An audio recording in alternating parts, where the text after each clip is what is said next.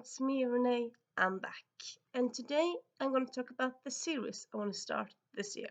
Well, one, I mean, as usual, I'm a mood reader, so like when I talk about want to start, it's kind of like I want to start this in general. Am I going to start it this year? I don't know. But like, it's not impossible to start them this year. I suppose in a way, it's kind of like you could retitle this series I want to start. And honestly, it's not like a big list. So I'm kind of happy with that. Some of these are books I own. Some are books I kind of want to read but don't own. So I might buy them later this year. I might get them from a library. Not sure, but yeah, they're not ones I currently own. I'm also gonna do a series video soon about a series kind of continuing, and maybe a video about series that I just am soon finishing, like a series. Because why not? Those are kind of fun. So yeah, first, first we have The Storm Runner by J.C. Cervantes. This is a Rick Riordan Presents book. It's a middleweight series. I believe it's a trilogy. Maybe it's a quartet. I believe it's a trilogy. Might be wrong there. It is all about Maya mythology. So yeah, that's quite fun. I've read a short story by J.C. Cervantes from the Cursed Carnival book, so I do know that I very much like his writing style, and also because that one kind of seems to be like after at least one, maybe two other books. So I am a bit spoiled, but like only spoiled that I know that they survive the whole dealio, and like I mean middle grade books, the protagonists aren't gonna die, all of them. That's not happening. So I kind of already knew that. So yeah, I'm looking forward to reading this one. Might pick it up in March because middleweight March. Might pick it up later. Not sure yet, but yeah. Then we have The Love Like Magic by Lisbeth Sambury. So I got this a few years ago now. I know it's the first in a duology. Duology? I believe it's a duology. And I know there's a sequel. First I heard about like this being like a YA book with like black and magic and I thought, oh cool, gotta have it. And then afterwards, I heard some people say that this is a horror-esque book. And I'm like, oh, scary. Like, I know that some books are scary at parts, and then you might like say like they have some scary scenes. But if you talk about the book as horror elements, I'm like, okay, that has to be scary because you use the word horror. That makes me kind of scared to read the book because I don't like horror. But at the same time, I heard good things about it, so I do. I mean, I haven't given it charity, so I do want to check it out. I suppose it's my book, so if it gets too scary, I can just skip ahead or skim. So, yeah. And then we have another book that I had for a few years now. It's a duology. The first one. Well, all these books are first in whatever they are. We have A Touch of Gold by Annie Sullivan. This is a King Midas retelling, as you might have guessed from the cover and title.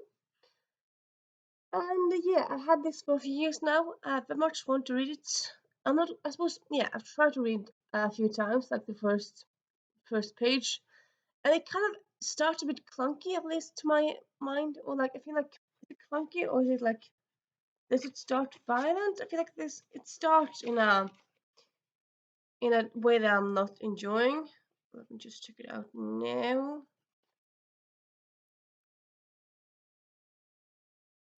Yeah, it starts a bit creepy, so it's kind of like creeping me out. Maybe I should just pick it up when it's a sunny day, like really at the middle of the day, because I won't be that creeped.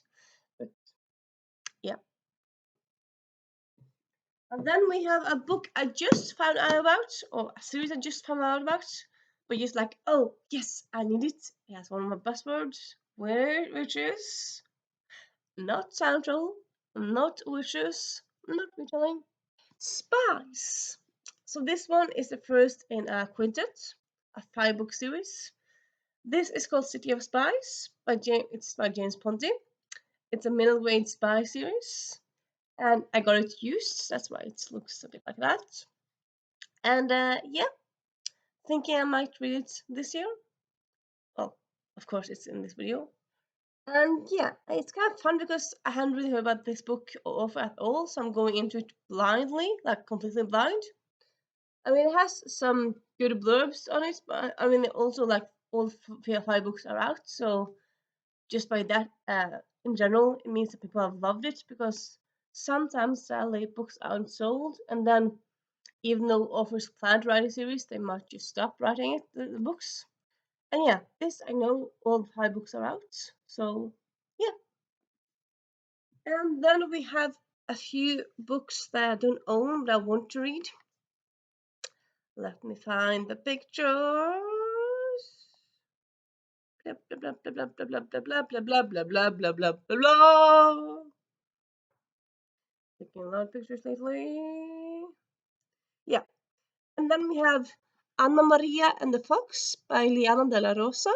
This is the first in a historical romance series. And yeah, the Luna Sisters series. I very much want to read this one. Have not read it, but I want to check it out. Then we have The Duke Gets Desperate by Diana Quincy. It is a Sirens in Silk series, and Diana Quincy is a Palestinian Canadian, I want to say, author. So yeah, and this is a series of Arabian heiresses who get married in England and whatnot. So yeah.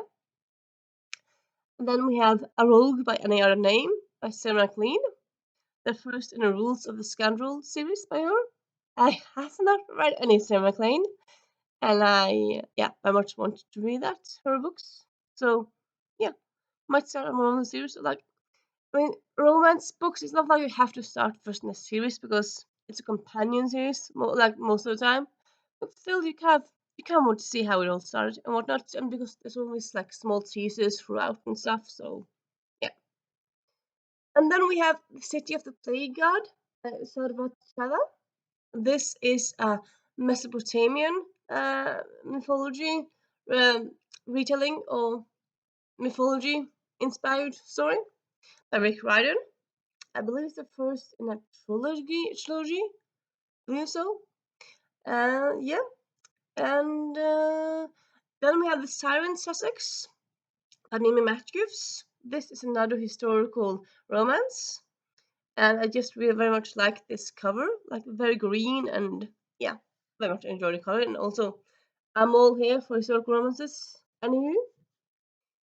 And yeah, and then we have the Lady Julia Gray series by Jenna Rayburn. Jenna Rayburn also has the Veronica Speedwell series, which I love very much.